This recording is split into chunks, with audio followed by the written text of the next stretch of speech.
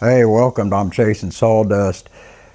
Today I'm hoping this afternoon to get the sawmill fixed again. Got to get some new belts put on it and hopefully finally be able to get back to using the sawmill and cutting up some of these logs we got around here. But today I'm just going to make a quick video here showing one of these signs that I just recently made for a cabin and what it is that I'm doing to make them reflective. So on this particular sign, I also made a short video which I'm going to upload, but the owner of this property wants the name on the sign to be reflective whenever headlights approach it at nighttime. Now I am going to be using the same black enamel that was used inside the lettering, and I'm using these reflective glass powder beads. This is made by a company called Roly Poly, and these are some of the best ones I've found, and you can get those off Amazon.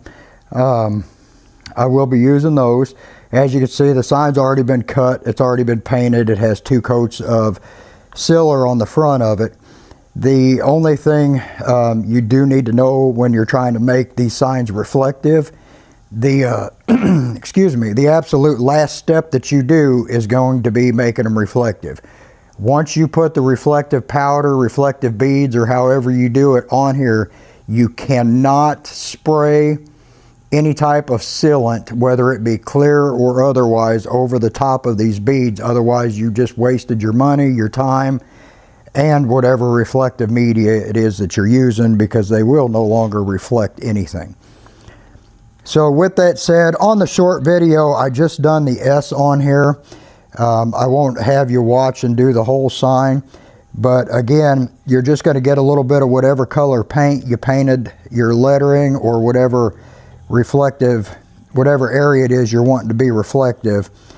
And you want to do this in multiple steps because you do not want your paint to dry out, because it's needed to hold the reflective material.